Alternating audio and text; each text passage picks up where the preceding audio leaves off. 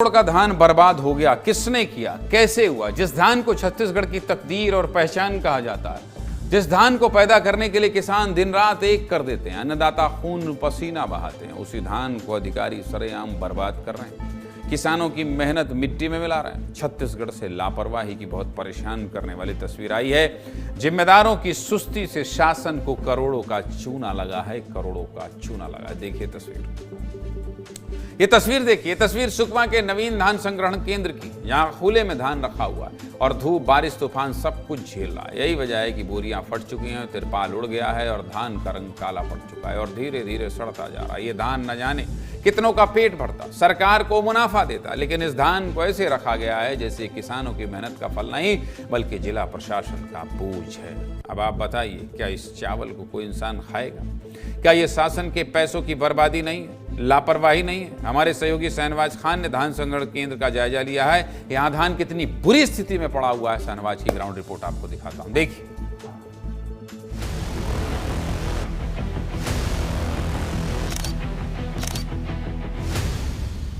जिस धान को लेकर छत्तीसगढ़ में सरकार बनती और गिरती है, उस धान का हश्र आप देखकर चौंक जाएंगे। सबसे पहले जो है एक तस्वीर आप देखिए कि यहाँ पे किस प्रकार से धान रखा हुआ है। देखिए, पहले इस धान को देखिए। क्या इस धान को देखकर आपको लग रहा होगा कि इसे आप खा सकते हैं? और मैं जब यहाँ पर आया हूँ तो मुझे काफी गंध आ रहा है, धान की जो बदबू है कि जो इस प्रकार के जो धान है, देखिए किस प्रकार की गंदगी यहाँ से निकल रही है। ये पूरी जो धान है ये सड़ चुका है। ये पूरे धान जो है लगभग 2411 मैट्रिक टन धान है। अभी हमने जब अधिकारी से इस धान के बारे में पूछा तो उन्होंने बताया 1115 मैट्रिक टन धान वो धूप के चलते सूख गया और बचा जो है 1295 मैट्रिक टन धान वो यहाँ पर है। इस धान को अगर कोई खाएगा तो ये बीमार हो जाएगा। कहाँ से जो है धान उठा के अलग अलग जगहों में जाना था। किसानों का धान चावल बनकर जो है राशन कार्ड के द्वारा धारकों को मिलना था, लेकिन एक धान यहीं पे रखा सड़ गया है।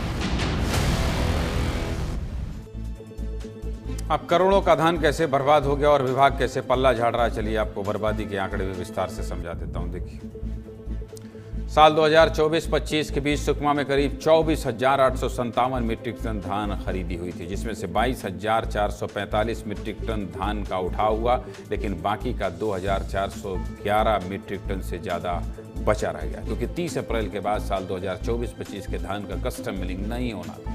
लेकिन समय बीत जाने के बाद ये राइस मिलों तक नहीं पहुंच पाया और ऐसे ही संग्रहण केंद्रों में पड़ा रह गया और इसी डाटा को ऑनलाइन रिकॉर्ड में भी दर्ज किया गया। लेकिन जिला स्तरीय समिति ने जब मौके पर जाकर सत्यापन किया तो महज 1,295 मीट्रिक टन धान ही मिला। यानी कि ऑनलाइन रिकॉर्ड और जमीनी हकीकत के बीच 1,115 मीट्रिक टन का अंतर सामने आया। और इसकी कीमत कितनी है जानते हैं? इस 1,115 मीट्रिक टन धान की कीमत 3.5 करोड़ के आसपास से 3.5 करोड़। और इसके बारे में पूछा गया तो जिम्मेदार अधिकारी ने यह कहकर पल्ला झाड़ दिया कि ये धान सूखत में चला गया है, यानी कि नमी के सूखने के कारण वजन में कमी आई है, क्योंकि 1.5 साल से ये आपका ट्रेड आपका प्रॉफिट। और इसके बारे में पूछा गया तो जिम्मेदार अधिकारी ने यह कहकर पल्ला झाड़ दिया कि ये धान सूखत में चला गया है, यानी कि नमी के सूखने के कारण वजन में कमी आई है, क्योंकि 1.5 साल से ये ऐसे ही पड़ा हुआ है। क्या कह रहे हैं सुकमा डीएमओ चेतन थवाई? सुनिए। 24-25 में जिले में कुल भंडारण हुआ था 24,857.19 मैट्रिक टन और संग्रहण केंद्र से जावक हुआ है 22,445.34 मैट्रिक टन।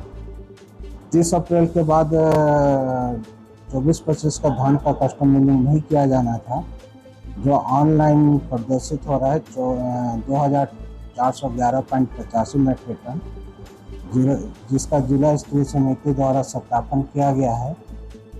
सत्यापन में 1,295.99 मैट्रिक टन अनुमानित भौतिक रूप से भंडारित धान पाया गया है और शेष 1,115 मैट्रिक टन सूखत है, जो डेढ़ साल लगभग हो चुका है, जिसकी वजह से धूप में पड़े रहने के कारण बोरे में भी सूखक आता है, धान में भी सूखक आता है। बताइए क्या स्थिति है, धान के लिए क्या क्या करते हैं किसान और क्या हो रहा है। चलिए अब ज्ञान की बात कर देते हैं। ज्ञान की बात क्या, ये